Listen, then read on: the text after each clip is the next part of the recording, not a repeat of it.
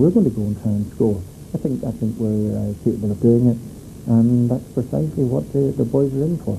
So we'll go wide, we'll go through the middle, we'll go everywhere to try and get a goal. And you've obviously sorted it out with Scully and Petra. Well, there wasn't really a great deal to sort out. I told you last week that, or maybe I didn't tell you last week. More to the point. Maybe more to the point you didn't ask me. But that's you done for him the job. But no, still, my only annoyance was the fact that he didn't have any permission to say what he did.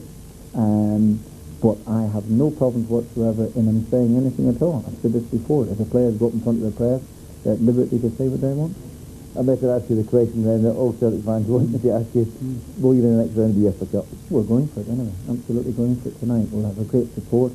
As many have travelled down from Glasgow, and I hope that there's something to cheer by the end of the evening. Good luck tonight, man. Thank you very much. So is this Uefa Cup listing your soul yet? You getting excited? No, it's still early. Give it another half an hour, and I'll be up for it. I've said it's not a priority, but at the end of the day, 5 minutes before kick-off, a full stadium, great atmosphere. I want to win as much as anyone. The very easy surface out there. I mean, the rain's been falling down here all day. Is that going to affect the game? It's usual for this part of Lancashire. Yeah, same as much rain in Glasgow, you remember as well. It shouldn't make any difference. We're a good pitch. I'm sure it will cut off a wee bit, but it is a good pitch. We had rugby league on here on Saturday, which obviously wasn't ideal.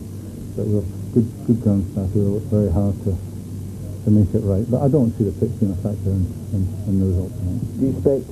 I mean, you have said you expect Celtic to score. Do you expect a goal delivery tonight? I wouldn't say that. What I'll say, I think we are capable of getting a goal in 90 minutes to take it to extra time. We're a team who tries to go forward at every opportunity. We're a team that only knows how to play one way, and that is to go forward. So, I think we'll create chances against them, but we did the last time out. Whether we take them or not, we'll have to wait and see. But Celtic will have chances. They've got good players in the team. And a big part of our game tonight is not leaving the back door open and being punched on the nose there. Are you confident that Celtic can find a way past Brad Friedel again? Because he's been in terrific form, hasn't he? Yeah, I think they're good all the way through, but he has been in exceptional form. I saw him at the weekend at Southampton, and he played very well. So that'll be tough to beat him, but I think we'll have to score to go through. They were impressive all round, weren't they, in the first game? Yeah, I think we knew, that they had good players, but I think we sat off them a little bit too much, especially in the first half. And I think if we go there and adopt the same attitude, we'll be beaten. I think if we go there and be positive, then we'll stand a fair chance. So what you don't want to do is to go to Ewood Park and try to protect the 1-0 lead? No, I don't think you can. I think if we go and do that, then they've got players who will create goal scoring chances, and that's whether they take them or not. It's not to say we should go there and be cavalier, but I think we've got to be positive. Thanks, Diggy.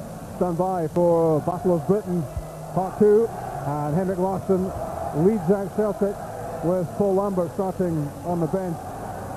For Celtic, the hurting still hasn't healed completely after their failure to reach the Champions League, and what Martin O'Neill's team can't contemplate is a double disappointment in Europe. And as with the two-leg tie against Basel in the Premier European competition, Celtic are in front after the game at Celtic Park. It was 3-1 last time. Most people thought that would be enough. Most people thought Celtic would score away from home. It didn't happen. Will it happen this time against Blackburn Rovers, with the Scottish champions having ridden their luck in Glasgow 2 weeks ago to take a 1-0 lead here to Ewood Park?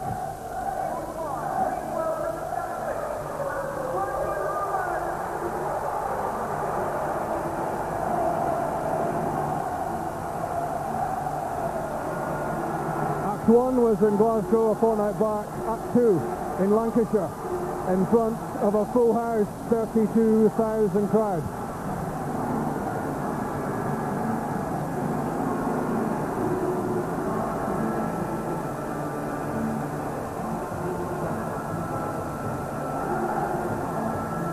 Let's remind you of the two lineup. Flitcroft, Berg, Taylor, all injured for Blackburn. So it's a reshuffled defence for Graham Souness. And what an attacking formation that is, with York and Cole backed up by Dunn and Duff and Thompson, Sandy. Yeah, they're very attack-minded when you look at the team, especially middle to front.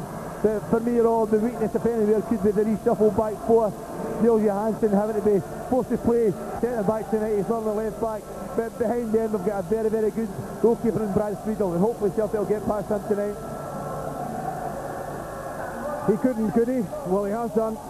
Celtic manager Martin O'Neill plays all three strikers, Larsson, Sutton and Hartson, with the former Blackburn frontman we've just heard from, Chris Sutton, playing off the front two. And Cillian Petrov returns to the side, which means the Celtic and Scotland skipper Paul Lambert starts the match in the unlikely location for him on the bench. Yeah, it's very unusual. It's a reshuffle midfield, there's no question about that. Petrov is going to have to be more patient, play a little bit deeper. And Chris Sutton's got a lot of responsibility as well tonight, having to work back the way. But when you look at the Celtic team, their strengths could come from set pieces.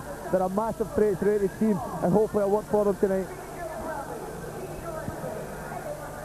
Let's have a look at the options on the bench for both managers. In terms of strikers for Blackburn, Matt Janssen is a goal scorer. Ciccio Gravi, the Italian, £7 million he cost. Eddie Loston who started the first leg. And of course in the wide position, Keith Gillespie could play a part in this match.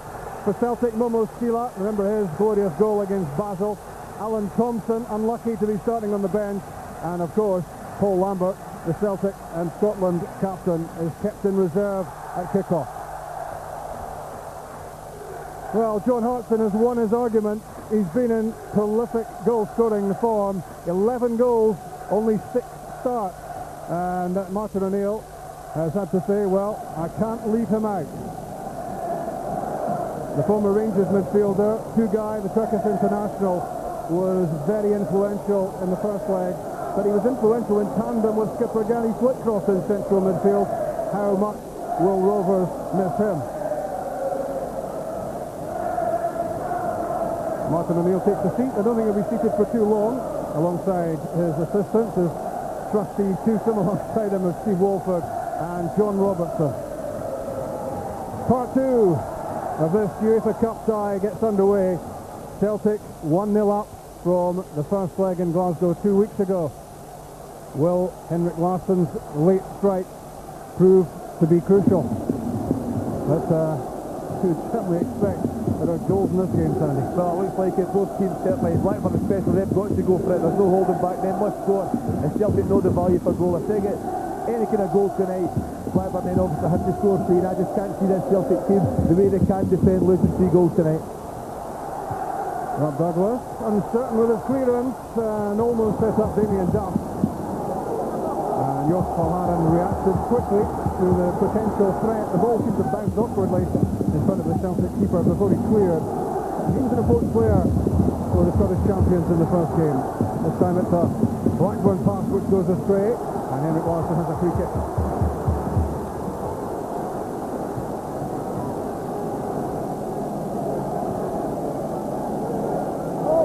Guppy. Cillian Petrov left out the Trinidad on Sunday after airing his grievances about his contract. Back in the side here at the expense of Lambert. Although you would have to say that Paul Lambert and Neil Lennon were sorely stretched in that first half at Celtic Park. They certainly were exposed the first half. Celtic maybe played a little bit deep, and hopefully Martin O'Neill and his team have learned from that. And maybe it's cost Paul Lambert his place in the starting line-up.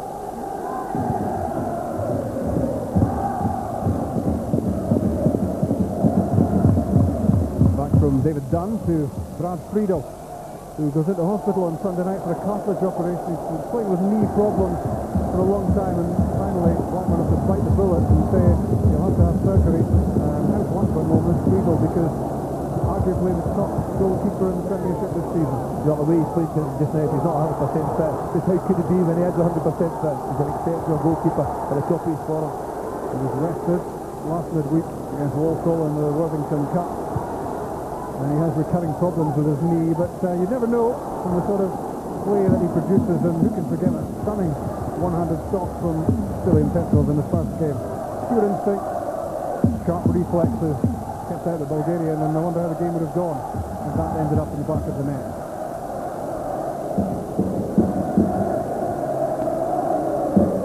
Good header from Ulrik Larsson using his fouled by Hartson. On Lucas Neal. John Curtis. Into the feet of Dwight York. Useful. It's Damien Duff looking to set something up. And Jos Verhaeren simply spread himself in front of the Irish winger and stopped that ball getting in. Had to be a good tackle from Big Verhaeren there. Lost his man to start with a very good recovery, and that man there, Damien Duff, is exceptionally quick. Johansson and Shaw, the two central defenders, both up. The corner kick is poor, it doesn't get that far. And Sutton was able to nod the ball away. He was 5 years here at Blackburn, and of course won the championship, the premiership, in 95. And that total strike pairing with Alan Shearer.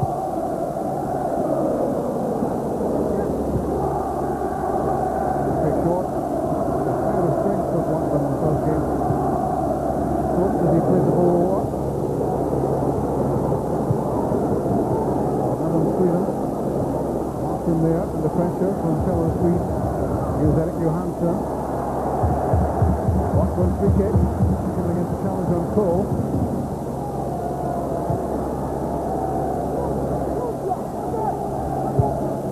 Down the line from Lucas Neal. And that's headed straight back to Damien Duff by Steve Guppy. York having a look. Dunn's header. Halliday there. And played away to safety by Sutton. And comes the ball boy, Martin O'Neill. Martin will be disappointed with Steve Guppy there. Under no pressure whatsoever, gave the ball away in a very dangerous area. Nicole slips as he received that throw from Lucas Neal. Fresh air shot from Curtis. Gives Henrik Larsson some encouragement. Sutton for Guppy. Fluffy playing surface. And already several players struggled with their footing. That could be mistakes, that could be goals. There's a few lots of footage, just as you say there, Rob, but apparently Larsson could have looked up there. Didier Gat made a great run down the right hand side. Celtic haven't been able to work the ball a Gat's way so far in the match. Halliday has time. Stay calm. And played the ball off Dwight York for Celtic throw.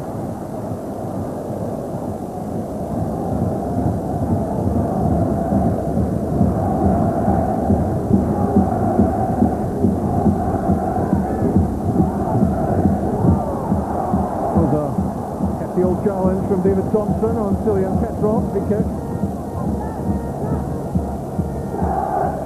It's actually handball more than anything else here, but he's very late with the tackle as well. Cillian Petrov could have got a full one. That was the full set. Curtis with the header away, and as far as Neil Lennon. Long established partnership with Lennon and Lambert broken up. Andy Cole's pass, cut out by Verhaeren. Petrov was intended for Didier Gat. Very good, but not quite accurate. It was a pure pass from Cillian Petrov there. Put it towards the corner flag and give a Gat a chance. If I got a chance, I thought you were going to break into song there for a minute. No, don't want that. 6.5 minutes played at Ewood Park. Blackburn 0, Celtic 0, and of course, overall, still 1-0 in Celtic's favour. Dwight York play off. John Curtis has room to drive into. That's for Cole. Out comes Rob Douglas, who made a great save. So important. Cole kept himself onside. Worrying for Celtic and how easily they were opened up. And Guppy. And it's Neal. But the first real threat from Blackburn at the other end. First real chance in the match, and Andy Cole onside, definitely no question, and Rob Douglas, that's a fabulous save. Had to get there, read the situation very well. Well, he was a hero in the first game. Made a couple of very important stops from Thompson and from Dunn. And that goes into the same category to keep out Andy Cole. Such a prolific scorer of goals all over the years. Joe Hartson. Chased out by Chris Sutton, who gives it away to York, and Baldy has it back. Did well. Used all his strength, all his power to win back possession. He's a very good defender, Bobo Baldi. Not the best user of the ball, but he's immense when it comes to tackling and getting his body in the right place. That was Johansson winning a header against Hartson. Back from Petrov. Let's hear from Chick, who's been monitoring events in and outside the ground. Well, it's down backside first of all. Martin O'Neill has been out having a one with Silly and Petrov, I think. He wants them to help to check the runs of David Thompson down the right side of Blackburn Rovers and saw the danger of him in the first leg. And Graham Souness might want to know how important this game is. The commercial manager told me tonight that they will make £1 million from this side, Blackburn Rovers. That would take 3 European sides against other European opposition to make that kind of money. Neil Lennon, Cillian Petrov, Martin. Petrov hit the deck, and John Hartson fails to hit the target. That's a chance for John Hartson. He's probably more staying than he realised. Larson and Petrov trying to play the 1-2. John realised his first touch was poor, it was under his feet a little bit. Couldn't get any touches in the ball and ended up forcing and tried to chip it, but well over the bar. Of course, that's that situation where you're looking then for the free kick for the nudge from Petrov as he was trying to play the 1-2. Yeah, the referee played advantage and give him credit for that. But encouraging from Celtic going forward. Martin and will be reasonably happy with the start of the game apart from the cold chance.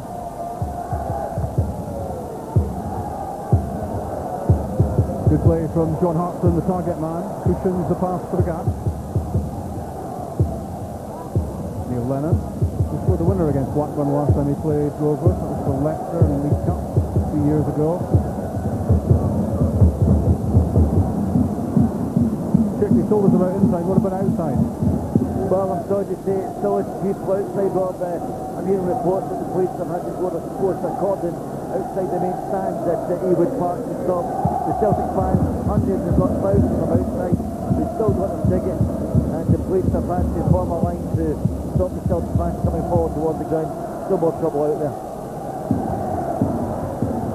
And no goals at Ewood Park in the first 10 minutes.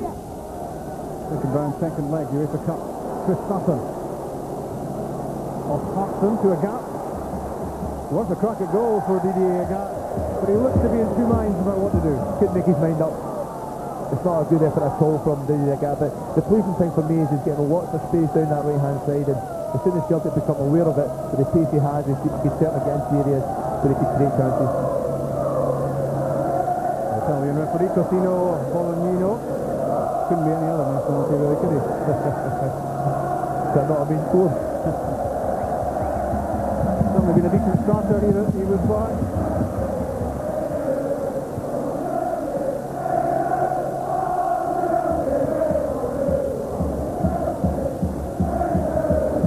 Of course, man of the match competition as usual. PlayStation 2 is the prize to the winner. 0900 10 225 or texting. Oh no, there's no texting I'm told. Just via that phone number tonight. And PS2 player could be yours if you agree with Sandy's selection later.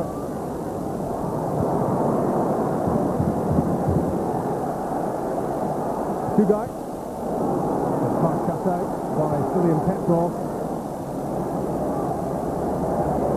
Guppy with Larson alongside him. And Lennon.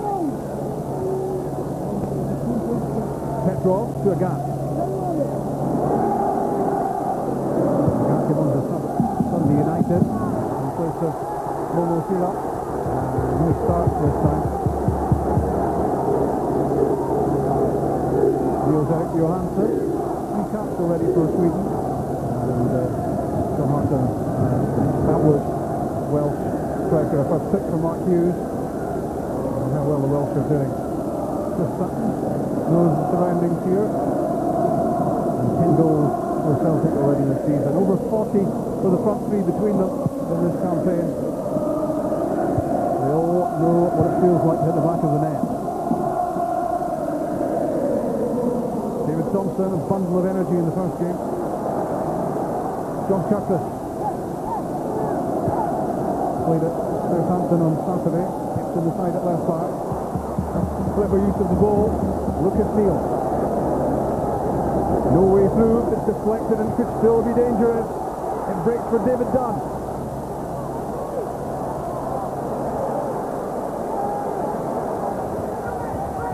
The Australian Neil. Straight down the throat of Jos Valharan. Celtic can't really get it away. Thompson. Off Petrol. Neil. Another chance to cross. And Didier got that away in the nick of time before Damien Duff, who was pouncing, or ready to bounce at least.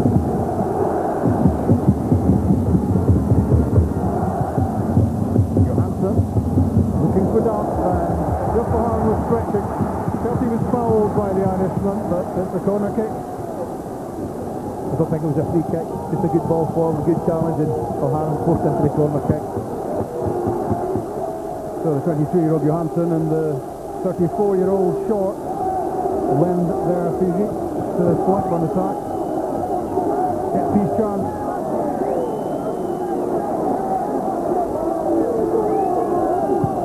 Nearly 14 minutes played. Up against Lennon. Good hit. Good save. Well behind it. Solid stop from Douglas. Has to keep his eye on this all the way. It's nice to see that Douglas at top for him. Damien Duff here. Long to take on. Lennon fires off the shot right through a ruck of players. But McGrath kept his eye on it. Arson couldn't get his foot behind the ball. And that's given away by two guys. Well, he hardly put a pass astray in the first game, two guys. But it's been a stuttering start from him. So this passes have gone straight at Celtic players. And that certainly gives Celtic some encouragement when you think how it went in Glasgow. Yeah, they certainly dominated in the other part of the game. Here's Henrik Larsson with a chance. Larsson for Celtic, 15 minutes gone. He's done it again. His 22nd European goal 2 weeks ago. His 23rd at Ewood Park. 1-0 on the night, 2-0 overall. There's a happy man. It's a fabulous finish from Henrik Larsson. Listen, they say don't panic. He gets opportunity from someone slipping round about the edge of the box. Two players going. Larsson didn't wait. Judged his time to perfection. But it looked at the goalkeeper and just tips it over him as casual as you like. It was formation flipping there with Hartson going first, then Short, and Larsson was in, and he doesn't tend to miss these. He just lofted it over the diving Friedel. And a glory moment for Larsson, yet another one to add to his collection. Henrik Larsson's 21st goal of the season in his 19th game. And how big is that one? Oh, it's a massive goal. You can't be surprised though. He got the goal at Celtic Park in the first leg. You got a bit of stick from some of the players at Blackburn, the management at Blackburn, but that's the way he answered them, put the ball in the back of the net.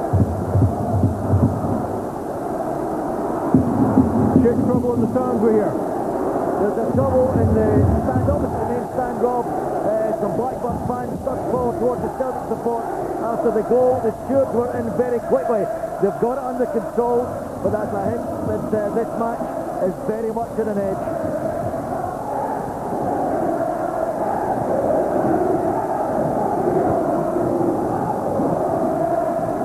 Damien Duff kept out by Valharan, and Graham Souness now has a problem. 2-0 down, and having discussions with Tony Parks alongside him, because it's the Celtic fans who reckon they now are in the box seat in terms of tomorrow's third round draw. Neil Short is a good one, and that's another good save from Douglas, because that came through a ruck of players and he didn't see an awful lot of it. Good hand from Big Grab. Seen the shot coming, left foot, coming off the right hand side. Got to keep your eye on it. Managed to get there. He's a goalkeeper playing with confidence. And there's been a lot of heavy rain, as there's probably been right around the country, and obviously that's made the top of the surface here skiddy, and we've seen already players slipping and sliding around. That's what created the goal for Henrik Larsson, and that's what makes these saves from Douglas so impressive. The ball skid up all over the place, but it gives Larsson enormous credit. He didn't hang about, didn't wait. Seen the opening and took advantage. Andy Cole overrun it. Neil Lennon intercepted, and Larsson in again. Henrik Larsson, and he doesn't quite get his angles right this time. He is such a threat, and Blackburn is struggling to cope with him. He's so confident, he picks up any loose ball at all. Works really hard to get there, but just seen the goal again. That's a magnificent finish. That's real class. Top class, there are some who doubt the validity of the claims that Henrik Larsson is world class, international class. A lot of people south of the border that sniffy, and most of his goals come in the Scottish Premier League. But put him on the big stage, put him in the World Cup finals with Sweden, put him in the top European competitions. He does it everywhere, and it's difficult to doubt the class of Larsson. A goal late on at Celtic Park, a goal early on at Ewood Park. Celtic 2-0 in front overall. And it's the Celtic supporters who are making all the noise. And Martin O'Neill will be as usual cautious still. He's hardly likely to be jumping up and down, unlike the Celtic fans. But he couldn't have hoped for a better opening to this match.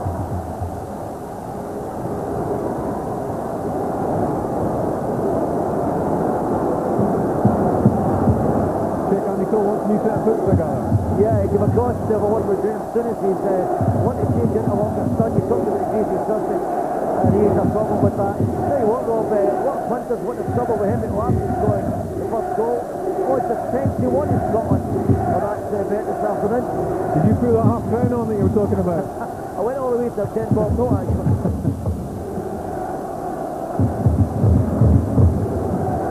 Yeah, 10-1. Some bookies were offering against Henrik Larsson getting going to go. I haven't seen him play too often. I think that must have been the English bookmaker.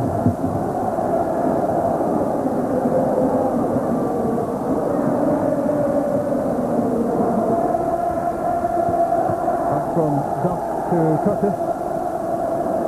And Dunn. Good challenge, Neil Lennon. Oh, well, surely he got the ball. Neil Lennon pointing to the ball and saying to the referee, I moved it on, I must have made connection, which he did. He did. The referee's got that one wrong. The players went down very, very late, David Dunn.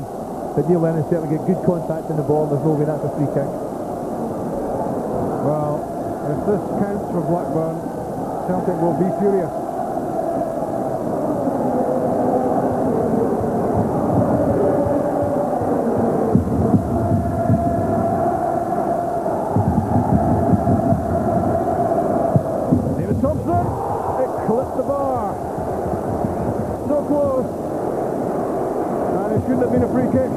Maybe a corner kick after the free kick. It's a decent hit. Sam Douglas might get a fingertip to that one, but the important thing from Celtic's point of view, it didn't go into the net, it's over the bar. The former Liverpool and Coventry player Thompson outstanding at Celtic Park in the first leg, and showing his menace here again. He may have started in a quieter fashion this time, but that was an explosive hit. And you might quibble about the free kick, you would definitely quibble about the free kick, but you wouldn't quibble about the quality of that hit from Thompson, which would surely have beaten Douglas had it been a matter of inches lower.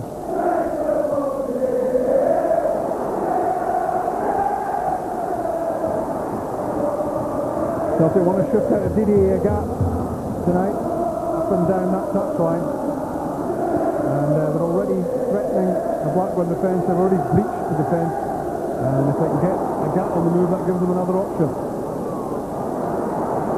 Larsson, Buckland, having a look.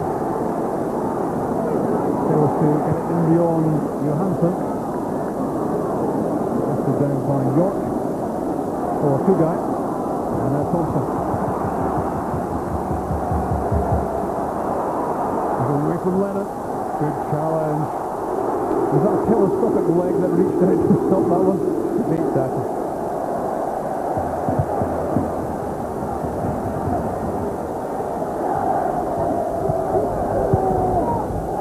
We're almost at the midway point in the first half. And if you've just joined us, you've missed Henrik Larsson's second goal of the tie. This is his 21st goal of another very productive season.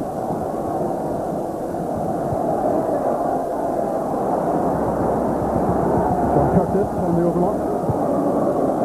And for Tugai. Gets his pass away to David Thompson. That's good defending from Valharan. Back to top form now, I think, of Valharan. He's playing very well, but when you look at Blackburn attacking, Celtic are getting absolutely spot on. They're getting lots of bodies behind the ball, leaving very few gaps and making life difficult for them. Good pass from Dunn. And again it was Valharan plugging the gaps, positioning himself so well, staying calm, staying composed, and in the absence of Yalby, Valharan has become so much more important to Celtic. Long ball from Sutton. Craig Short is there. And free kick in against Larson.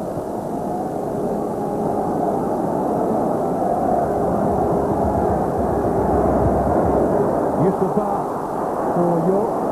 But again, the ball gathering pace off the surface. Valde content to hammer the ball clear. The live football on BBC Scotland goes on and on and on.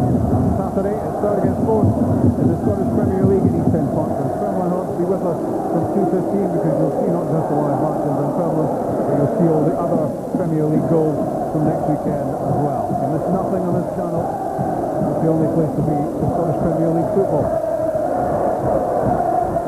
That's a foul by Sutton. I don't think there'll be too many arguments about that one, not even from him.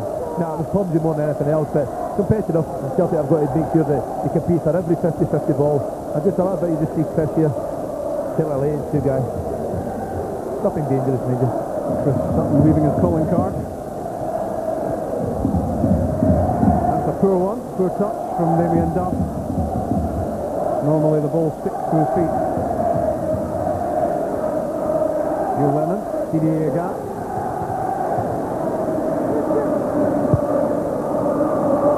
John Hodgson spreading the play and picking out Steve Guppy. Larson's way off, goes to Tugay.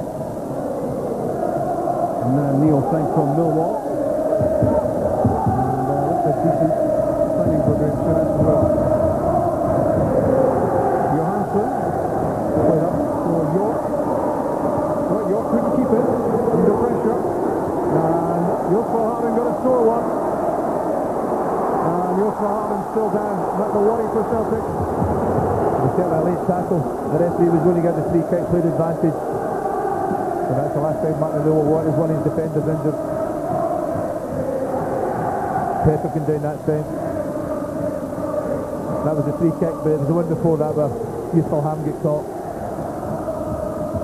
So the Petrov making it public at the weekend that he wouldn't be signing another Celtic contract, but as Martin O'Neill points out, he does have a contract currently which takes him to 2005. There might be time for a little deliberation between now and then. One or two to say the least. They'll be concentrating on football tonight. The plan working for Celtic so far, always a gamble when you do something radical like leave Paul Lambert on the bench and play three centre forwards in your lineup. That's a gamble, but it's certainly working at the moment. But even before the Celtic scored the first goal, the opening goal, they certainly were playing very well. They lost their confidence and well in control of the match. Back from Curtis to Friedel. He's been in top form past Friedel, but there was nothing he could do with Henrik Larsson bearing down on him. He did everything he could to stop the ball going in. It was so cleverly chipped over the keeper by Larsson for the only goal so far. 1-0 in the night, 2-0 overall. But a long way to go.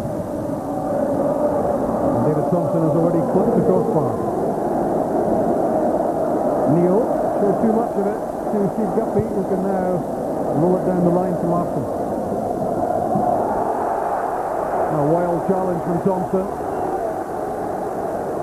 It's a hard challenge. I think it was a fair one, to be honest. Henry Larsson said it for holding the ball up. Nowhere to go. All I wanted to do was win the throw in. You tried telling him it was a fair one. Henrik sees him coming, don't worry about that. That came off the head of Sutton. And out.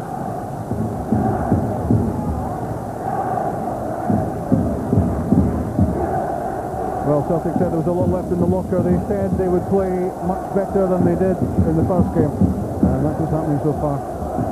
That's the way it's panning out. Long may it continue. But you said earlier, long way to go yet.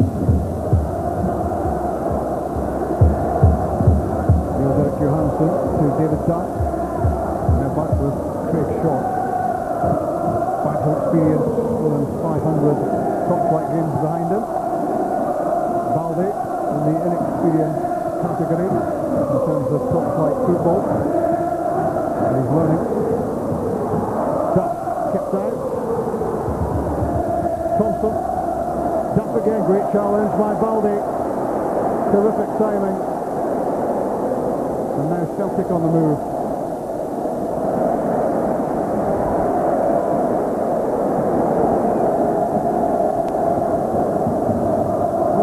Celtic technical area must be pretty good at the moment, and certainly the scoreline makes good viewing from Celtic and from a Scottish viewpoint, with the champions of Scotland 1-0 up on the night. The one danger early on is the movement of Cole and York. The 1-2 round about the edge of the box. Celtic have to be really disciplined, and Coco Balde was a minute ago, and keep their eye on the ball and make the tackles.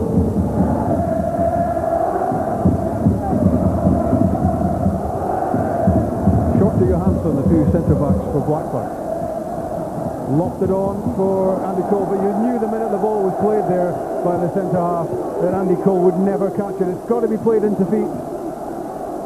It has, it was too heavy. As soon as the ball hit the ground, it was only going one place, with the skid off the ground with pace.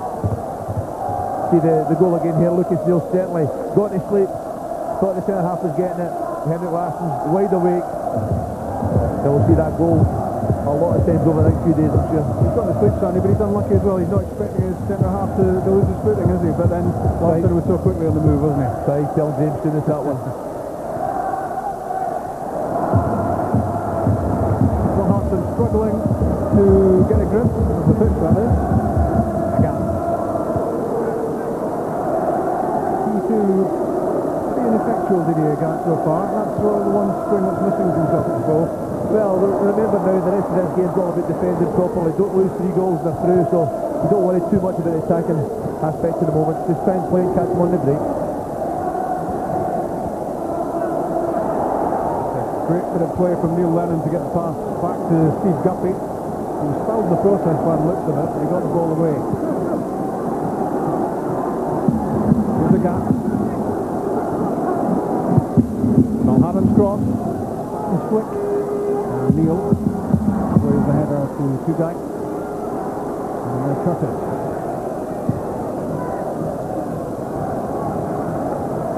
Andy Cole battling for possession with Jos Valhaden. Away by Balde. Straight to left back Curtis. More than half an hour gone in Blackburn. We're watching BBC Scotland. A big match. It's the only show in town.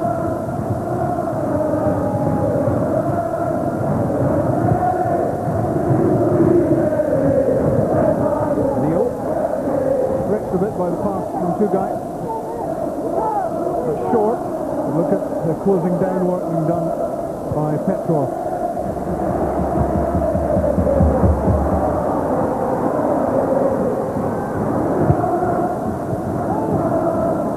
Good touch from Cole. But Celtic pressuring all over the pitch, Sonny. They're working very hard, and they're not allowing the Blackburn players to run off them. And every 50-50 ball, they're managing to get a toe at the ball, a touch on it. They cleared the danger. They're defending very well so far. Remember, Blackburn just 3 points off third place in the English Premiership. They had a good start to the season. They've beaten Leeds and Arsenal and Newcastle, among others. And won the Worthington Cup as well in March in Cardiff to qualify for this Uefa Cup competition. Short. Johansson had to hurry, and that's out. And they're not looking too happy, the central defensive pairing, I don't think, Sandy? Well, we do if you're playing against Henrik Larsson in this form. But the thing about Larsson, whether he's playing well, whether he's struggling, the one thing he always does is work extremely hard, put defenders under pressure, doesn't leave them a second on the ball. When that happens, if you haven't got real quality, you're going to get the ball away. 0900 10 225 for man of the match. You can win a PlayStation 2.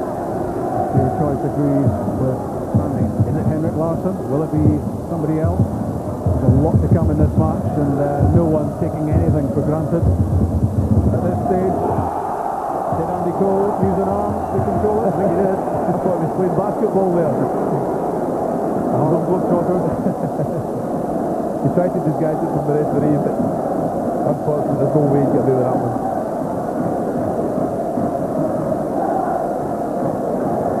Andy Cole has scored 15 Blackburn goals so far. 11 months ago for 8 million pounds. Legend of Jack Walker lives on. He put a lot of money into the club when he was alive, and even after his death, much of his estate has been placed in the hands of the Blackburn board. Unlucky that his pass flattered back off the heels of Cole, as Blackburn Rovers look to be in on something interesting there as they attack with a lot of pace. That was a chance. They've done it, looked up, the opposite side. Damien Duff was in. He got beyond to the gap. The five players, he looked the other way. Just that tells you this match is far from over. This tie is far from over, even at 2-0 in Celtic's favour. Blackburn won't lie down. The man, formerly with the moustache down below us, just won't allow that to happen. No, James Davis is a winner. He's always been a winner as a player and as a manager. And he'll make sure his team fights right to the end of this game. Friedel with that strapping on the problem knee. York flick to Cole. And that's straight through to Douglas. But a lot of credit there goes for Bobo Balde for the pressure he was putting on Andy Cole. It made sure that the header was not too harmful, and the link-up with York didn't really come off. It didn't. I think as long as Celtic keep Blackburn playing high balls forward, then the three big lads at the back will defend it well. It's the ball on the ground that's always the problem, the quick movement in the front two. Handball by Damien Duff. Well, Graham Simmons doesn't have a moustache anymore. Chick does, I gather, at the moment. What's the former Rangers manager up to, Chick? Well, he obviously wants his players, I think, to get more width. I think he feels that he gets played through the middle and just trying to set attack signals, get a bit of width into the game. But remember, he's 2/3 of the way through a domestic ban, just apply for European games, so it's a rarity for him to be in the dugout still at the moment. Good work in defence from Damien Duff. Got a poor pass. Checked up Celtic and Lennon. Sutton, the gap, Larsson. There's a good old push from Niels-Erik Johansson. Got away with it. 10 minutes from half time. Sutton. All calmness in the world. Petrov, Larsson, Petrov, Thompson in the way. Short clear. Back it comes from Larsson.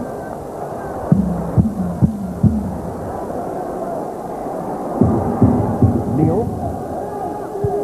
David Thompson. Chase for Andy Cole. And good work from Valhalla. He's not too unhappy about conceding the corner kick. The important thing was he got there first.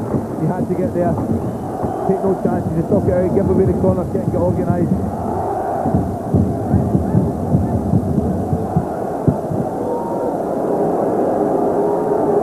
Craig Short pushes up into the penalty box. David Thompson's corner kick. Thompson was there, only as far as done. It gets a flick on its way in, and that's a terrific change of direction from Rob Douglas to make the save. Lucas Neal it was who flicked that on. The high corner kick right to the back post, not the best of headers. Son picking up, always the one thing in his mind to hit the shot, to the deflection. And that's Ralph Douglas right place, right time again. As he changes feet, and that's more difficult actually. Look. I think Chick, Martin O'Neill was pointing out the dangers posed there by David Dunn's positioning. Well, I certainly heard from here when the corner was getting lined up. He was screaming at someone to come and pick up Dunn at the edge of the box. He was sorry to run Mark, and Martin O'Neill, if they didn't hear him, I think everybody else in the crowd did. Flick from Neil, and again a good solid first half from Rob Douglas, and that gives confidence right through the teams at Celtic if they think their keeper's in that sort of form. And you've got him putting up a solid shot at one end, and then the last one was likely to score at the other, and then you've got a pretty good combination. Yeah, they're strong right through the team. Three central defenders, they're missing the Alvin, there's no question about that, but they've now got a very good understanding between them who defend well. Magnus Hedman also still out injured, too sweet on the casualty list at the moment, and he will certainly be competing for the goalkeeper's jersey when he's fit again. Hedman, he wasn't boxed just to sit on the bench all the time. But Rob Douglas Douglas looking as if he's up for the challenge, and he wants to play because he wants to keep his Scotland place as well. Well, if Edmund wants in, he's going to have to, when he gets this chance, if he gets a chance, he's going to have to play really well, because Big Rab Douglas, for me, he's made this position the number one at Celtic his own. Flip from Cole. It's done. Aimed at Duff. And good defending by Didier Agat.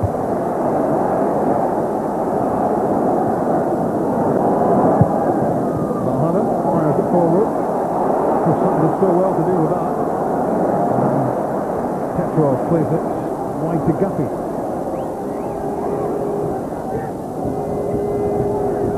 Petrov, Lennon. Evading the challenge of David Dunn, who's flung himself in.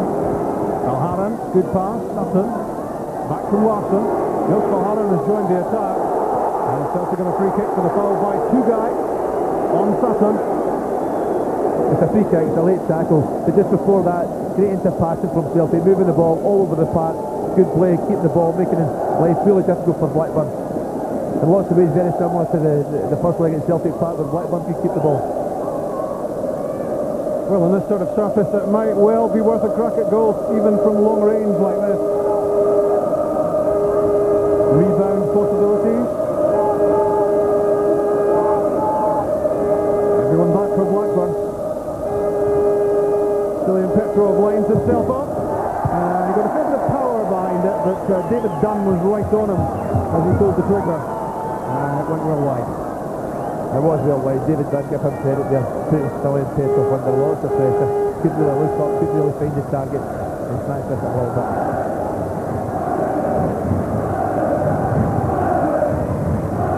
Well, just 5.5 minutes left of the first 45. Plus any stoppage time to be added.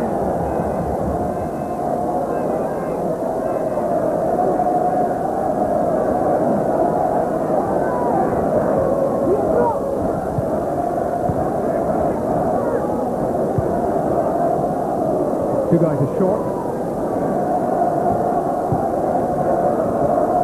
The dump. Knocks it down to Cole. And he was caught. He won a free kick against Valhalla's challenge. I think it was actually for high leg more than anything else here. I think Yusuf Haran got the ball, but his leg was very high. The Italian referee deemed that dangerous play. Well, this was just the position from which David Thompson struck the bar earlier in the first half. Douglas will be on his toes here.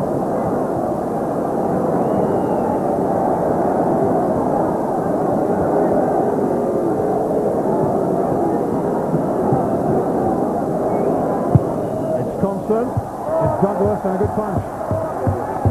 Took the right decision. He'd thrown white shirts all around him there.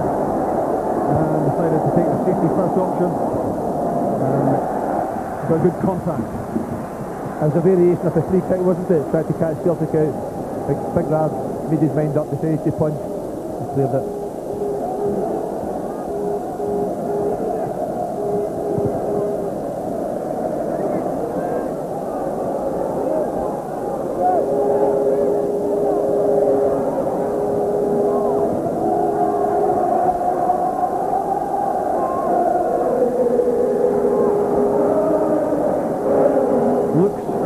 All around the ground.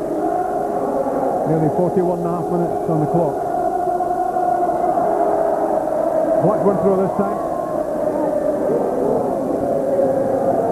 The next 5 minutes or so are so important to Celtic. They don't lose a goal before half time. Get to half time, get in front, have 2 goals in front, and it'll make life so much difficult, so much more difficult for Blackburn's second half. Lovely touch from Larson, releases Petrov. Tugai, not for the first time giving the ball away. And that's credit to the pressure he's being placed under. Thompson's header finds Dunn. Back to the tiny Thompson.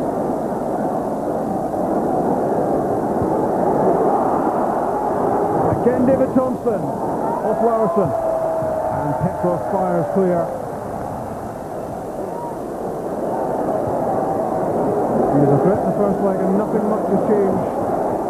Thompson for Blackburn looks the man most likely to hit back. He's a good footballer, he's very good on the ball, he's very, very dangerous.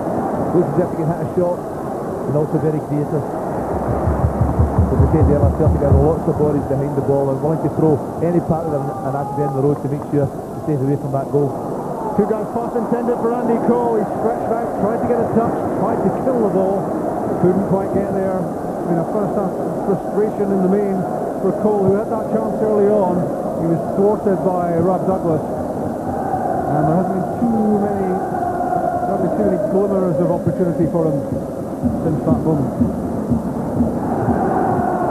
Harrison, Baldy, both went for the header. Now Aaron to Sutton, steps over it. John Curtis saw it coming. And Duff, fouled by Gatt. That's a good free kick to give away. It's a dangerous area. Perhaps Blackburn are going to break down that left-hand side and be able to stop the play.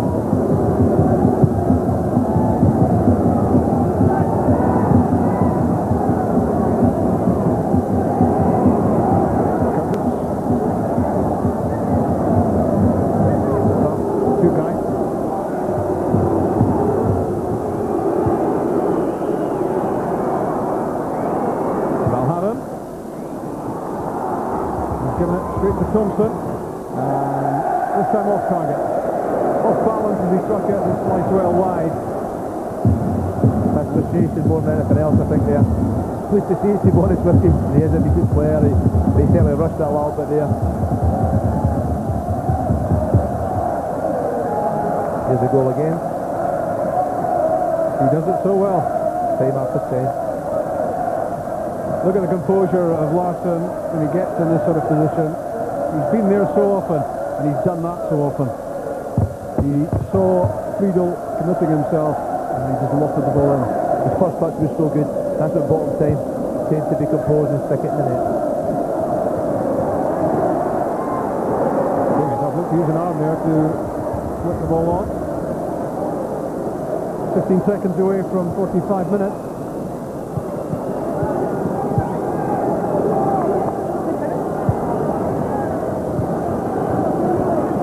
Cole dropping deep to pick up possession.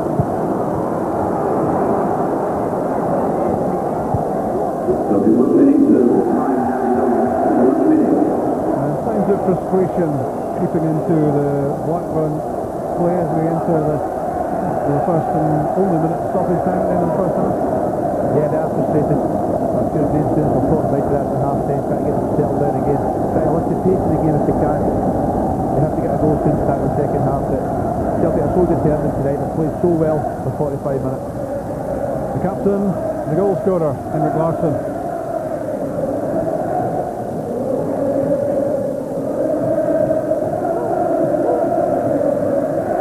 Nearly time up.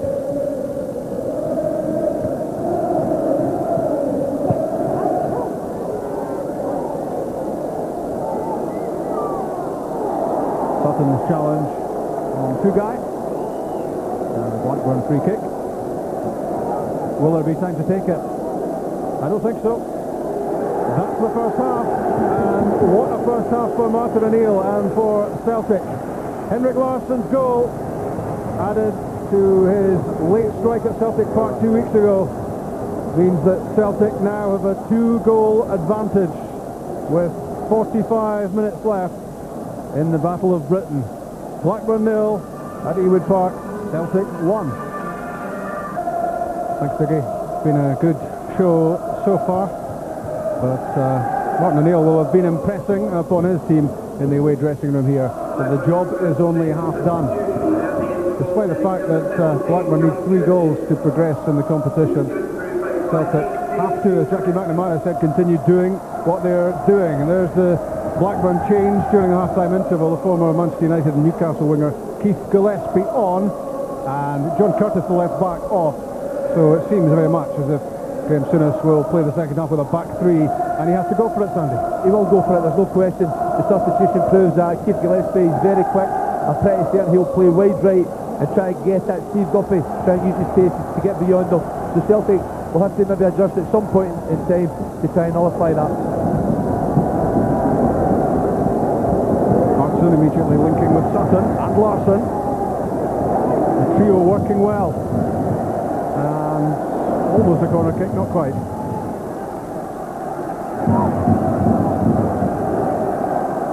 On the wrong way of the corner flag. And immediately the front three linking up, and Blackburn wonder how Keith Gillespie will prosper. See with some magic from him. O'Halloran's throw. Headed clear by Johansson.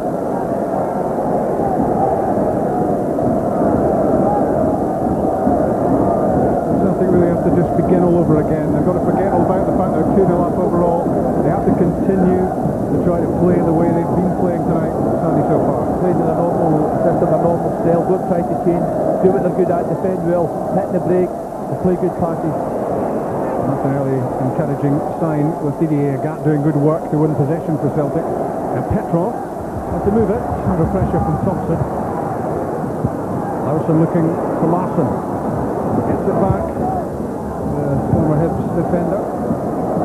Change of pace from Henrik Larsson. Here's a chance. Not far away. Brushed the outside of the net. On its way wide. Good effort. A great shot from Henrik Larsson. Steve Guppy thought he may have been offside when he played the ball to Larsson, but again Henrik didn't hang about. There's always one thing in his mind, that was to have a go. Friedel had it covered, but what's the effort?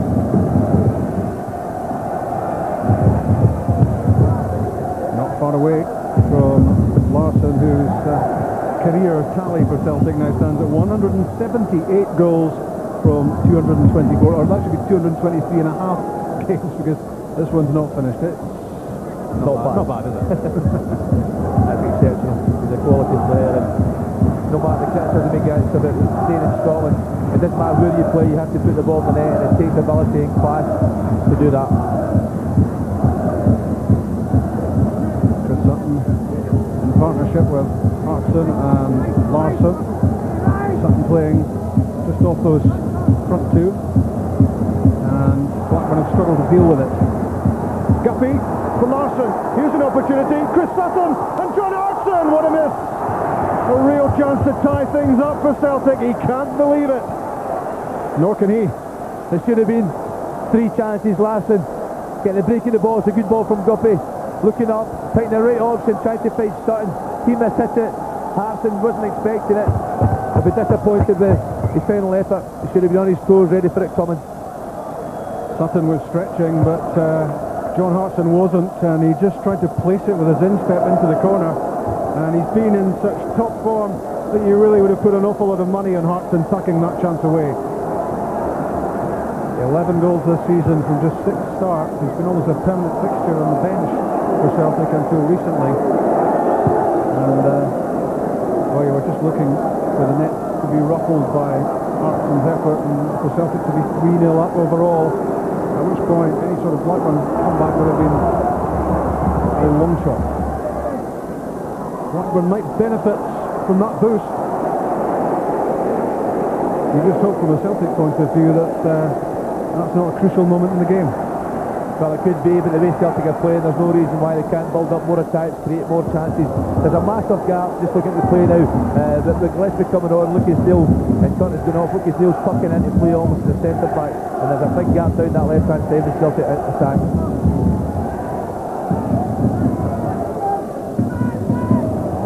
That was Dwight York, so he is on the pitch. Gordon in the studio, I think he was wondering if he was actually out here. And a good first touch from Graham Souness as well, and not a bad second touch either. For 5 years he was the Rangers manager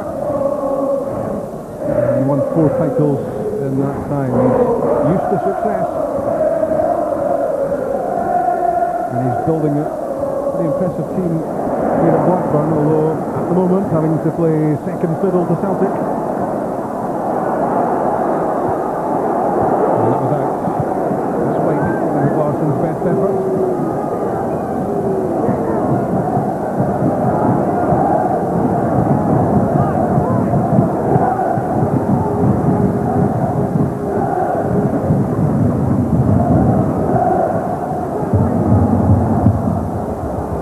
And Cole, such a fantastic partnership over the years from Manchester United. Their high point was 1999 when they led Manchester United to the treble of the Premiership, the FA Cup and Champions League, and they've just scored goals for fun in their careers. Celtic have a pretty tight rein on them at this moment. The two strikers for Blackburn look very despondent at the moment. They don't really have any belief that they're going to get anywhere. Good running from Didier Agat, very direct and enticing Niels-Erik Johansson into the challenge, and free kick. You can see Didier Agat going in confidence the longer the game goes on. Lots of composure there. He's very good at running the people with the ball. Ulrich Larsson has it back. Driven into the feet of Sutton. Good layoff. Henrik Larsson peeling out wide. Having a look at what's on. Sutton coming back in for it. And one through to Agat. Neil Lennon. Jos Valhaden given away to Tugai. Now a chance for a quick counter, and what good work that was from Chris Sutton. He got in the way of Tugai, and he took the sting out of a possible counter-attack there. It's great play from Sutton, working so hard off the ball to make up for Valhaden's mistake.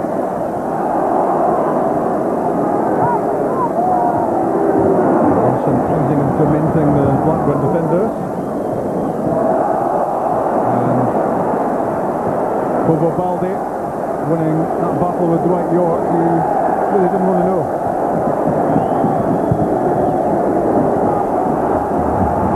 Blackburn looking for some inspiration from Damien Duff. He's well capable.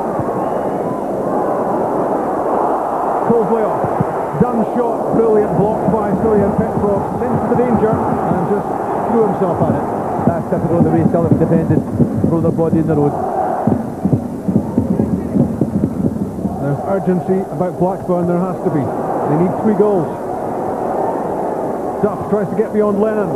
Useful ball in. And the header is a disappointment from David Thompson. Didn't really get over it, although he's got a long way to get up. He was under a lot of pressure. A decent ball in. Good pressure from Celtic. A little bit of a free header, but not his best strength obviously in the air. It's been a good start to the second half. That's almost 8 minutes gone, and this is Abdul's first touch of the ball. What does Martin O'Neill make of it, I wonder? Chick knows.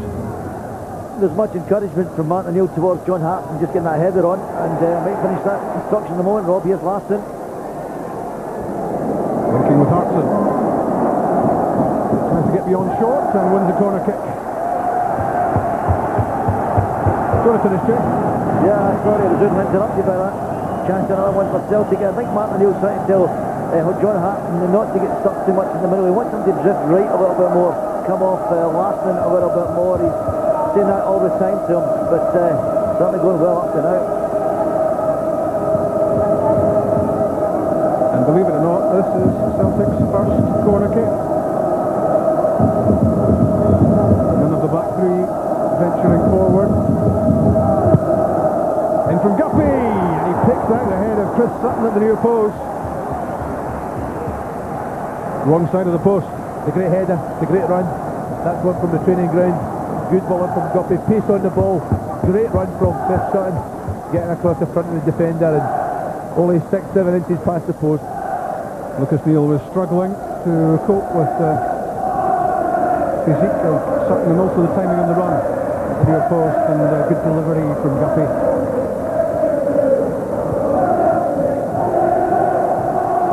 He's done for Duff, and the pace of Didier Agat means he's never likely to get caught out in terms of pure speed.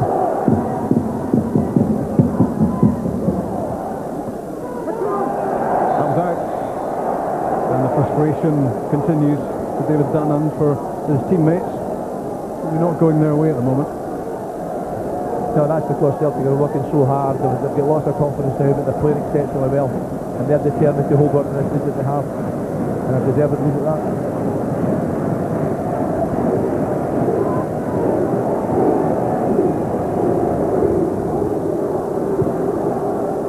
Gillespie to Dunn, Tugai, Andy Cole, here's an opportunity, but he's offside, it won't count. Even if it had gone in. Ulrich Larsson was there, but the flag was up. It's a good run from Andy Cole, trying to stay onside, so you can see it there. There's only inches in it, half a yard at the most. The assistant referee in the far side Give him credit, absolutely right. Ulrich Larsson making sure.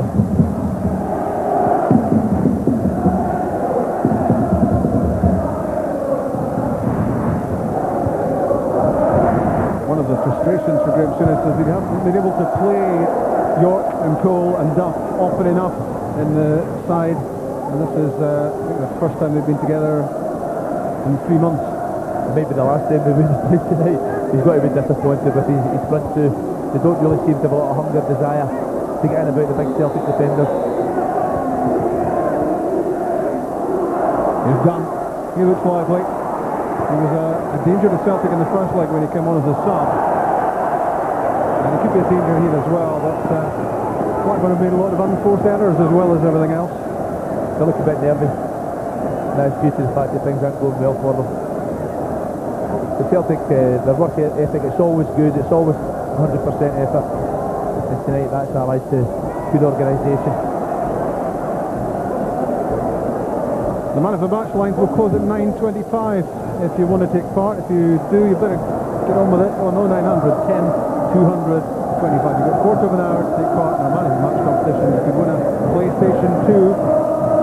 Who do you think is man of the match, or maybe more to the point, who do you think Sandy will pick as man of the match? Not always those two are the same.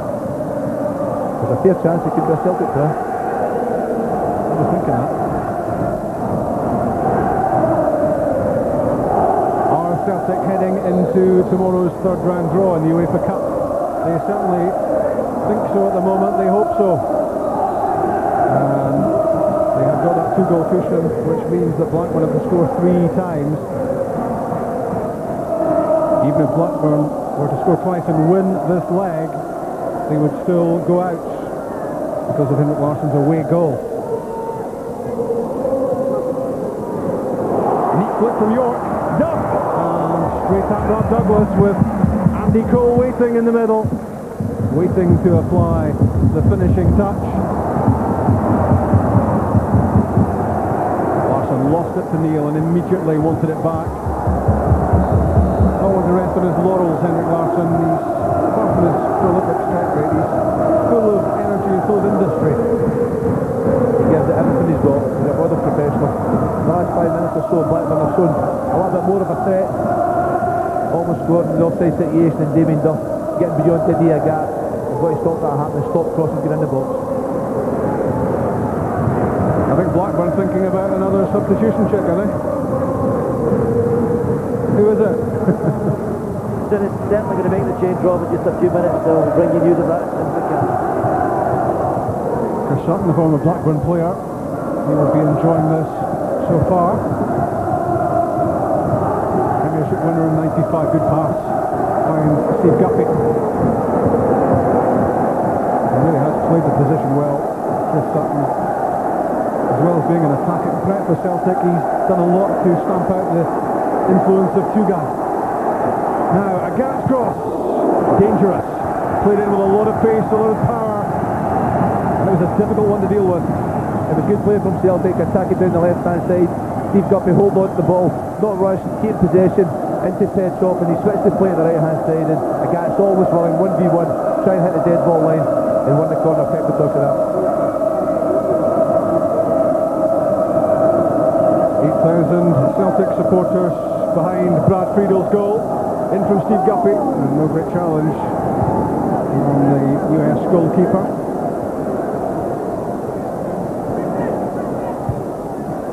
Hooked away by Lennon. It was short. Cole to York. This looks promising for Blackburn with Gillespie.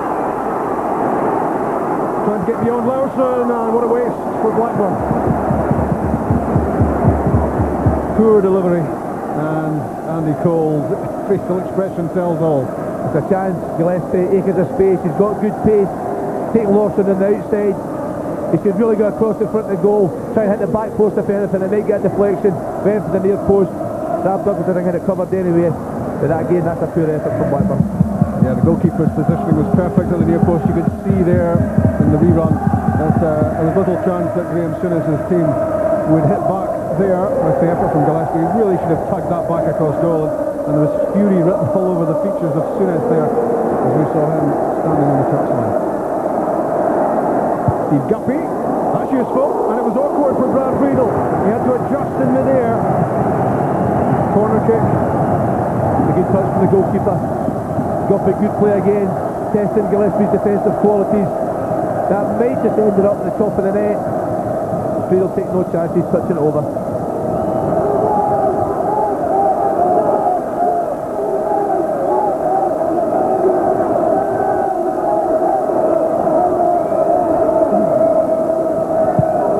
And then Petro fires in the corner kick, and John Hartson, if he'd made up a little bit more ground, would have been able to stroke that into the net unchallenged.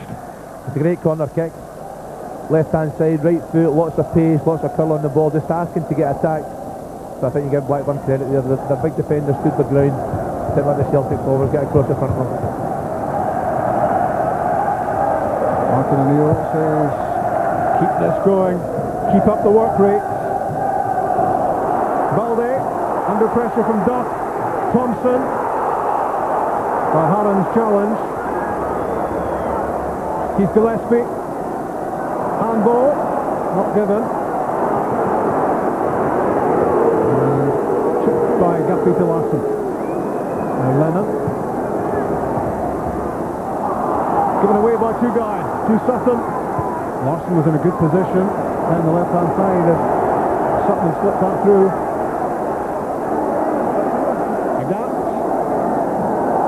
Kept out by David Dunn. Did that pretty well. Good defending from Dunn. The gap was trying to take him for pace, but recognised what he was trying to do. Made the right run, got the right angle.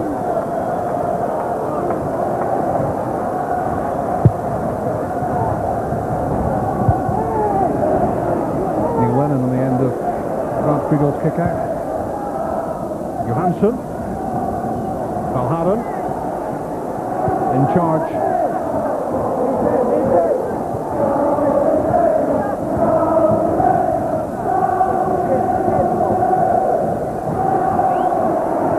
Gillespie's pass, Andy Cole's run.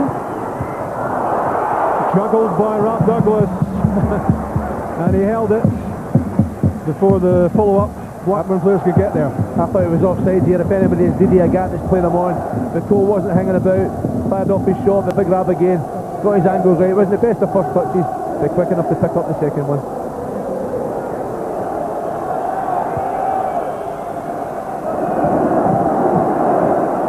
John Hartson making life difficult for Lucas Neal.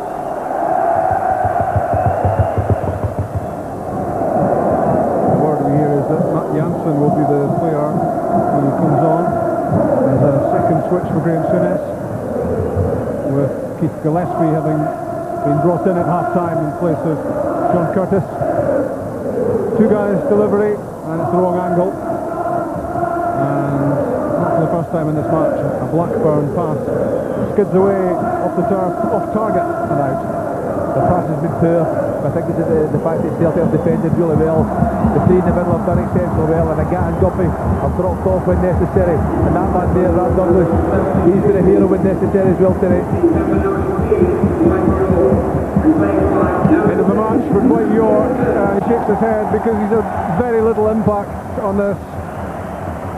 Not one that will go into his scrapbook, but it's a big moment for Matt Janssen, who was in a horrific motorcycle smash in the summer, which was at the time almost life-threatening.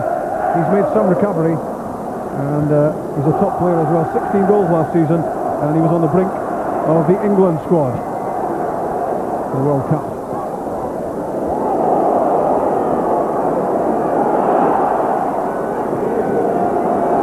Here's David Dunn, equally at home in central midfield or in the wide areas. Two guys, strokes a pass out to Keith Gillespie. Cruz has passed Steve Guppy, now needs a good ball in, and it's not a good ball in. It's right down the throat of Rob Douglas, no challenge on him, and again Gillespie is a disappointment. It's a poor delivery. His pace got beyond Guppy with ease. It ached his pace to pick a Blackburn player out, but threw up high and big grab. Good drink to him.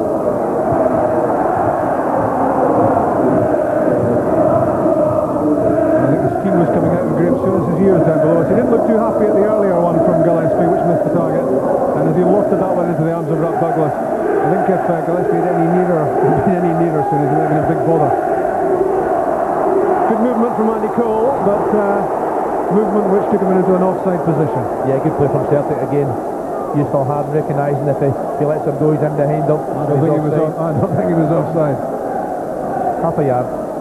So you mentioned Keith Gillespie there. I bet he's delighted he's on the far side of the pitch, well away from Graham Souness. I think he still might hear him. I think Graham fancies a stronger drink than water. Let's hear from Chick. Yeah, Celtic are going to make the change now. Skipper Paul Lambert's going to be introduced. Obviously Celtic want to tighten up now, Rob. Here's Andy Cole. There's a good ball in, but great work from Stilian Petrov, sliding in to play the ball away to safety. And that's what's required by Celtic. Petrov, who so often supports the strikers and gets beyond them and scores goals, doing terrific defensive work there. Yeah, that sums up Celtic tonight. Every one of them willing, more than willing. So Paul Lambert will be introduced shortly, but Blackburn could be in further trouble. Larsson to Guppy. And another corner kick for Celtic.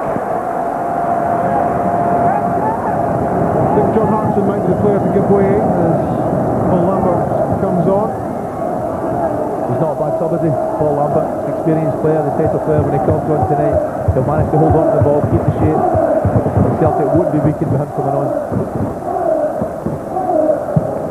Petrov's corner kick! And Chris Sutton surely seals Celtic's place in the third round of the Uefa Cup. Back at Blackburn, which was his home for 5 years, he struck Celtic's second goal of the night. It's 3-0 overall. Surely now, no way back for Blackburn. That's it, it's all over. What a magnificent goal from Chris Sutton. It's a great corner, Stanley and Petrov. Real pace again, right hand side. Sutton getting across his marker. That ball's only ever going to end up one place. That's the back of the net. He missed one a few minutes ago. No way was he missing this one. Blackburn didn't take the lesson.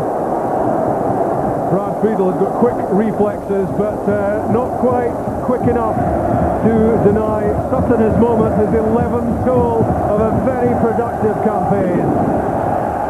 Larsson and Sutton have Celtic 2-0 up, 3-0 overall, and Celtic surely marching on in Europe as Paul Lambert, the captain, joins the fray. Celtic deserve that, no question. The whole game they played exceptionally well, looked really dangerous going forward. Stuck the ball in the net twice, can't ask for any more.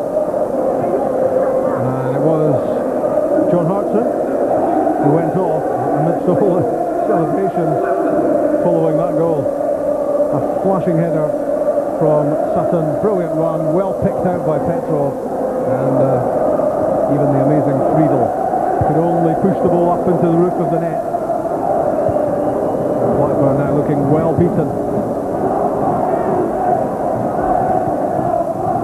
Celtic will want to keep the gloss on the performance.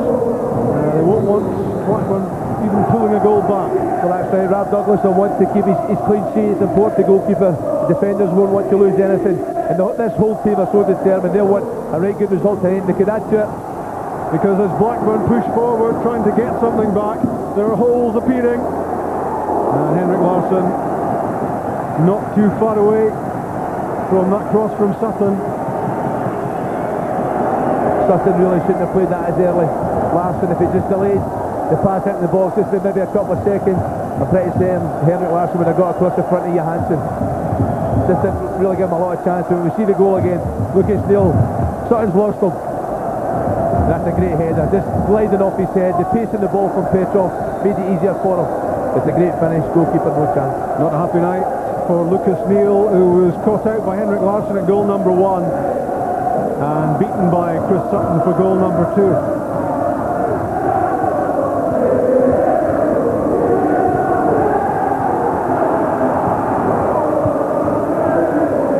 Think about great Celtic performances under Martin O'Neill, games against Valencia and Juventus and Ajax, terrific showings against top teams. But this one's got to be up there, Sandy. There's no question. When you look at the first leg, everybody said Blackburn were the better team. There's only one way to answer them, and they've answered them big time tonight. Because despite losing at Celtic Park, there were still cocky noises coming out of Ewood Park about what Blackburn threatened to do to Celtic. No inferiority complex about Graham Souness's side, but at the moment it's looking very conclusive. Look at that aggregate scoreline. Blackburn 0, Celtic 3. Totally deserved. I think there's a fair chance Celtic, if they really want to, they can add to this. Blackburn look really dejected. You can see it in the supporters' faces. But there's a lot of happy Celtic fans here tonight. A few candidates for I Am Jolly in the Blackburn crowd there. Hardly surprising though, because their side has been outplayed here. Celtic in control, and here's Paul Lambert. For Larsson. Petrov. Might well have elected to have tried a quick hit there, Petrov. Lost his chance. Now counter-attacking Keith Gillespie. Good challenge. Ulrich Larsson. Corner kick. That's a great challenge. Larsson certainly didn't give up. Gillespie's got great pace going forward, but Larsson watched the ball, stayed on his feet, avoided a little shimmy. I think a good tackle. I think the 5 foot long legs helped him there. Short header, and Rob Douglas touches the ball round the post, and he was under a fair bit of pressure there as well. And the Celtic keeper has been a hero.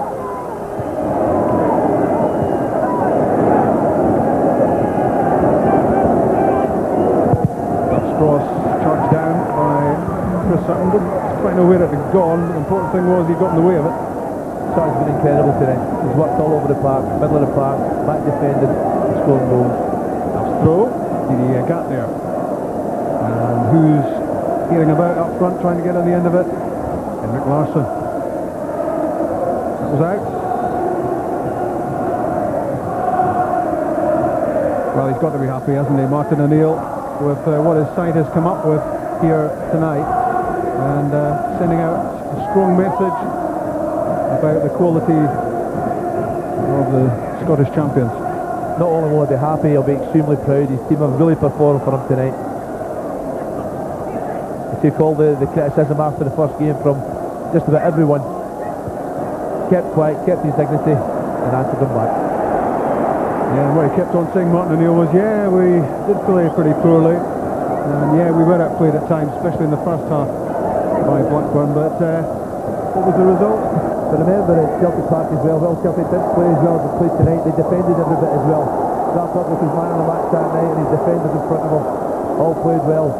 And they've added to that tonight. They've defended every bit as well, but they've created lots more chances and been much better attacking wise. That's a late one, David Dunn. David Dunn on the fringes of the England squad. Momentum's at the moment internationally for Chris Sutton. But this sort of showing really must or should catch the eye of Sven-Göran Eriksson, because maybe Sutton exemplifies what Eriksson doesn't currently have in the squad. Well, I tell you what, you look at some of the players. Andy Cole played for Blackburn tonight, and compare him with Chris Sutton, and there's no comparison for me. Sutton's attitude, apart from anything else, is better, and he's got real quality. Gillespie lost it, but it, fortunately for him, broke through to Matt Janssen. Duff skips away from a gap, squares it to two guys. Too high. Two guys too high. Far too high. It's not a great effort. It's a despondent effort. It's really a token gesture to try and get back in this match, try and get a bit of pride back. Never much a chance of any Turkish delight there, I don't think. And talking of delight, none of that in that area either. It's the Glums, isn't it? Tony Parks and Graham Souness. They realise that their European run is over. They've lost to the better team, it's as simple as that. The young Swede did well there against the more experienced Swede. Johansson, the 22-year-old, played that to off Larsson.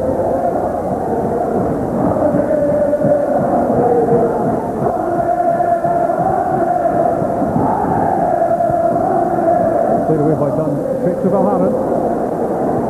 Now two guys. Gets it back from Cole. Not away from Janssen. Rob Douglas not content to doing good work inside his own territory, outside the area there to act as sweeper.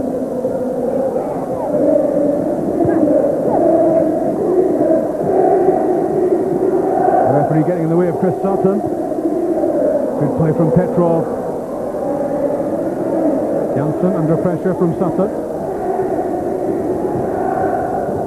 Two guys are done. Another good challenge from Petrov. Interesting, the role of Petrov and the performance of Petrov tonight. Not as showy as he sometimes is, not so obvious as he sometimes is in his contribution, Sandy, but he's done an awful lot of work. He's been asked to keep the shape in there, do the holding role in the middle of the park beside Neil Lennon, and he's shown he can do that. Thompson's shot charged down by Lennon. And Guppy plays the ball forward for Henrik Larsson. And again he's asking big questions of Craig Short. Chick. Well, it's nice to hear you complimenting Sylvian Petrov, because I think he's about to be hooked. That's always the way, isn't it? Coming onto the park, indeed it is Sylvian Petrov. Obviously, Martin O'Neill's always got a live link to you guys. It's usually the man of the match nomination that does that.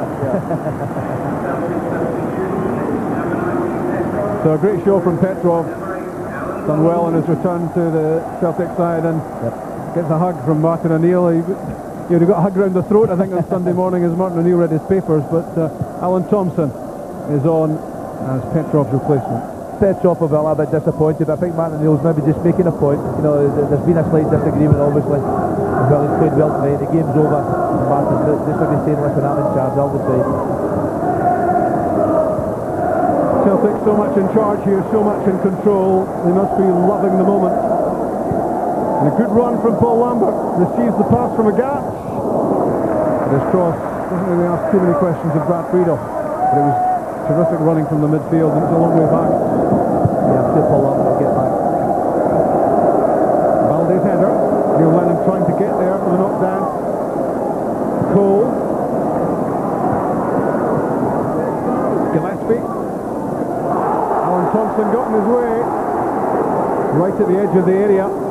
Keith Gillespie hopefully pointing inside the line. It was close, in fact it was inside. Yeah. The break for Celtic, really. If it was a foul, it was a penalty. Yep. I think Celtic have to be careful at the moment. The game's a little bit stretched for me. They're going for the third goal instead of just being nice and solid and don't give Blackburn any room to get back in.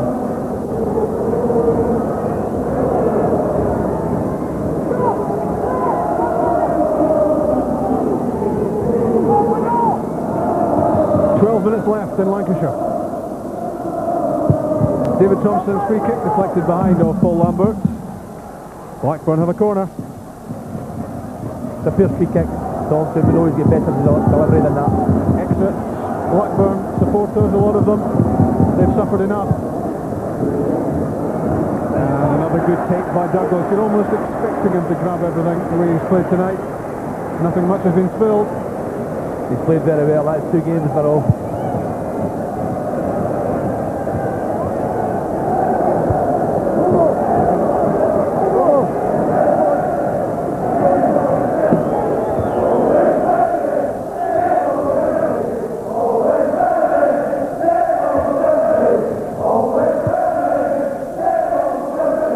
Celtic took a pretty healthy lead in the Champions League qualifier to Switzerland and failed to use it, losing in Switzerland, going out on away goals, but they've never looked likely to make that same mistake in Blackburn.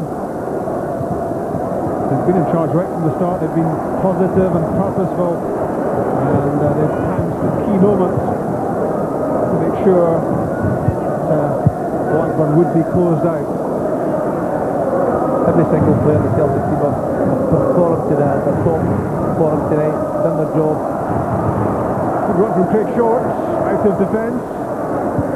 Gillespie playing an early ball in, and he's having a nightmare. I just wonder what Graeme Souness is shouting at him at this moment in time. Terrible ball in.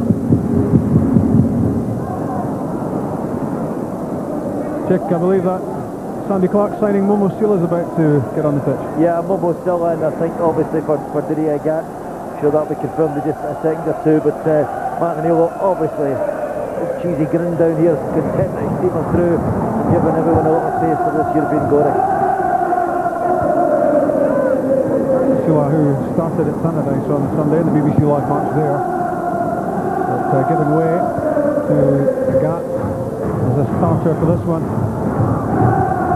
And Agat's been pretty solid on the right-hand side, doing what he always does, which is powering forward in attack and getting back in defence, and at the moment he's trying to keep a close eye on Damien Duff. I think he might find it might be Duffy that'll come off. Gillespie's getting far too much room down that side. Thompson can go to the wing back area. Momo still maybe in the middle. Big shorts. Lambert in the way. Now Larson.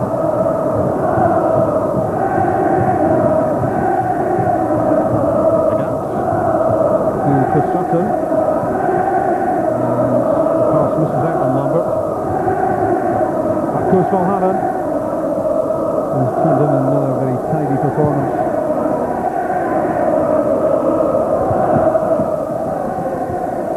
Balde. Andy Cole thought that was his, but he obviously hasn't let Bobo Balde too often. He'll know him now.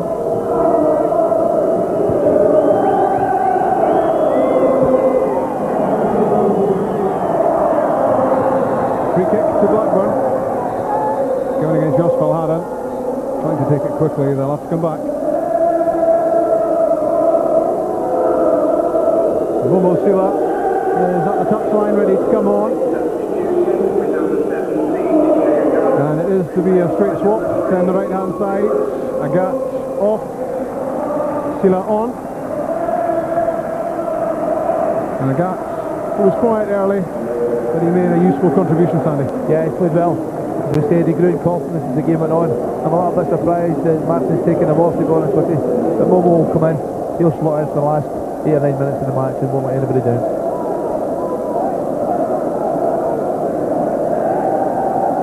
Set piece threat to Celtic. And a pitch invasion will delay the taking of the free kick. And time will be added, clearly, by Casino and Bolognino. And he may think that he's on the telly, the pitch invader at the moment, but he'll have to be disappointed afterwards to find out that there's no exposure for him.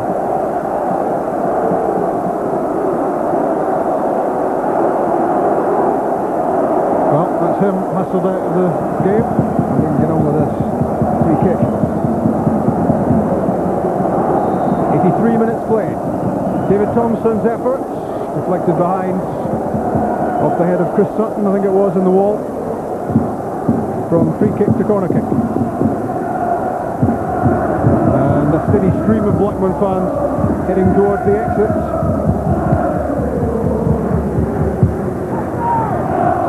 And that was out before it was in. And it's all fizzling out for the home team. Yep, it's gone. Celtic deserve all the credit. Streaming away.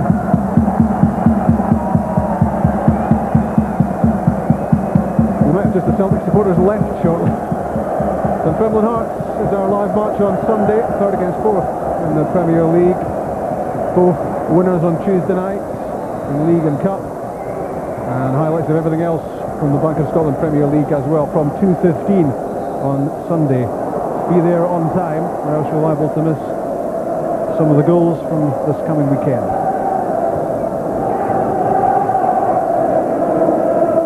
David Dunn. David Thompson, no way through. Tugai. Here's a chance, well, story of the match really, for Blackburn as David Dunn fires over the top. That's a great chance.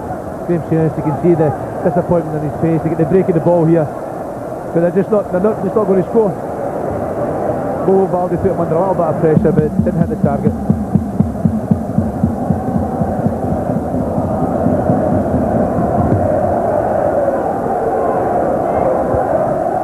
Duff centre. That's Balde.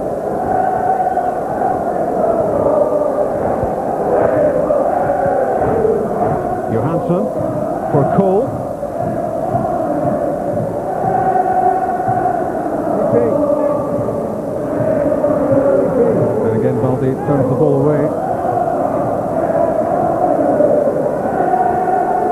Chris Sutton, absolutely immense for Celtic tonight.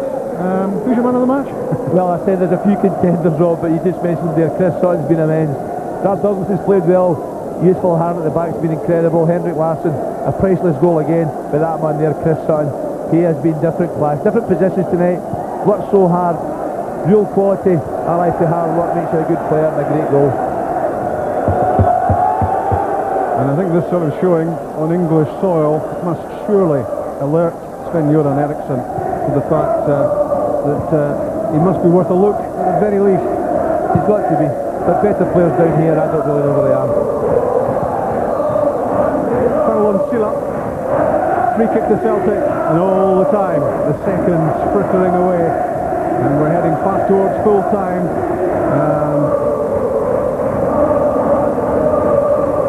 Well, I didn't think it was that mild down in Lancashire. Was that a check?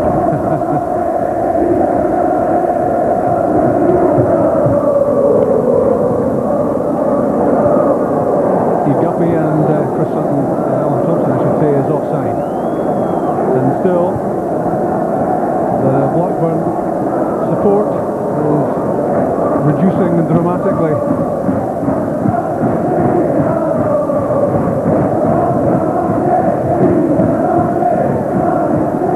Thompson trying to combine with Cole. Good interception by Alan Thompson. And as you try to put this result into perspective, consider that Blackburn Rovers are just those 3 points off third place in the English Premiership. They're one of the top teams in England, and tonight they've been outclassed. Have been, absolutely no doubt, no question about it. Celtic thoroughly deserving the victory. That's the first yellow card in the night. The late tackle, Gilbert Larsson, he's always getting there first, and that's a dangerous one. Lucas Neal. If Blackburn had made progress, Lucas Neal wouldn't have played in the next round because that's his third yellow card in European competition this season. But I don't think it needs concern him this particular season. I've got to say, Rob, the referees had an exceptionally good game tonight. Italian Bolognese was that his name? Something like that.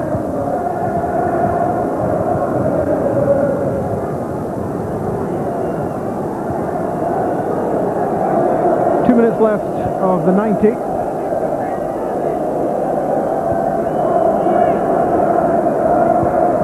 Blackburn 0, Celtic 2. Henrik Larsson and Chris Sutton after Larsson's first leg goal. 3 goals in front, Celtic. David Dunn unable to get past Neil Lennon. Now Blackburn try down the left-hand side with Damien Duff. Back for Johansson. Thompson, good turn, good effort, good clearance. Ulrich Larsson did so well. That could easily have been turned into the back of his own net. He got that absolutely right. Great defender from Ulrich Larsson there, pacing the ball.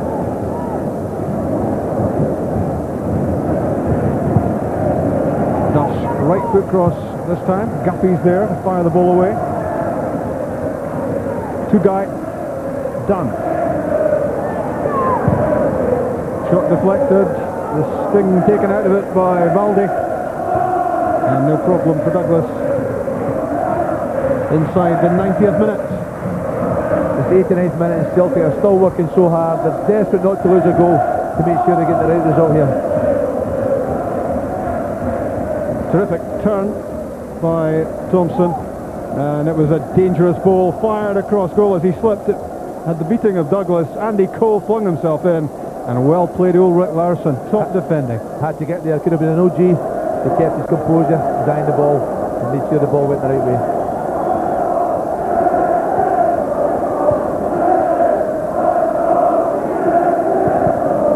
It's off Momo Sila, and behind for the goal kick.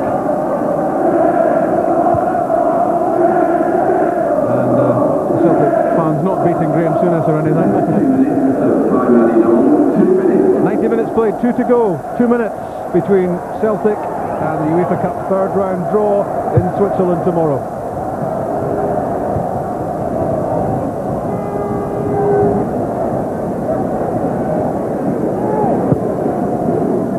Malharan's clearance. Sutton's flick. He's still chasing everything, even if it is a lost cause. Sutton.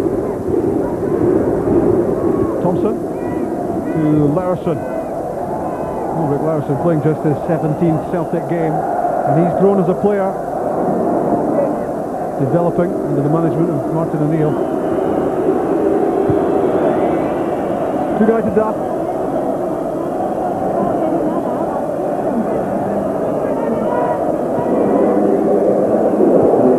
And even now, Celtic's work ethic is so obvious at a time when they might be sitting back and admiring themselves. They're still putting in one heck of a shift. Yeah, they're all working hard. We've got lots of praise for this in the media. Boron, fairly deserved. Not to mention tonight. Have you praised Celtic? I think so. There's Valharan, and certainly confused Rob Douglas there by flicking the ball away, but proved to be a decent decision. And it's also a Celtic throw. And Valharan, well, Celtic haven't had a failure tonight, but Jos Valharan has been very influential at the back. It gives them such a sturdy backbone. He's played really well. All the defenders have played well, especially in the early part of the game when the score was 0-0 tonight. It was always going to be vulnerable, but they managed to keep their shape, keep their formation, and defend well.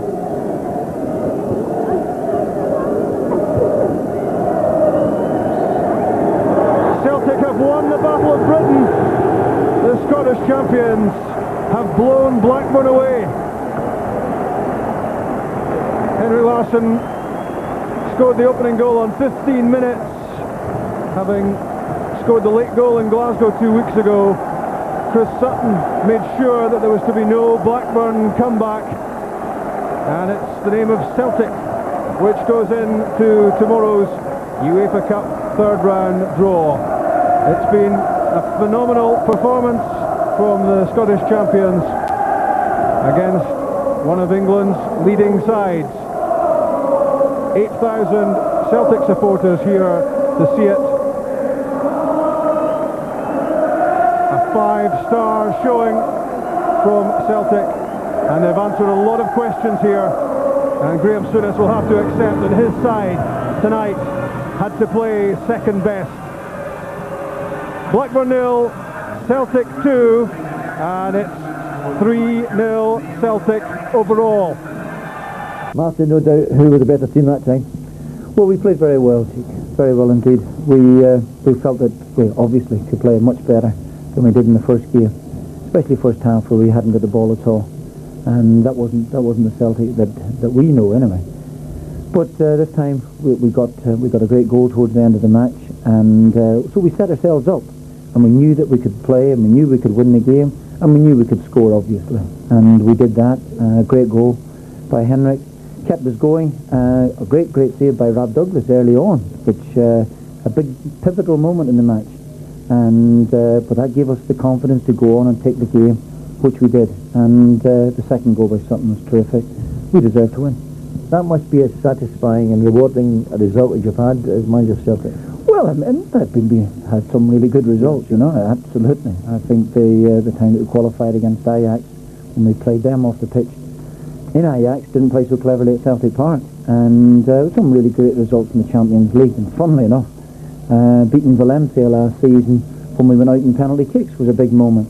But because there was a bit of pressure, you know, the old thing that was building up here about whether Celtic would be good enough to go and play in the Premiership and all that, and all the pressure was on us. And I'm delighted that the players dealt with the pressure, and they showed their mettle there tonight. Marvellous performance. Well done. Thanks, Mark. Thank you.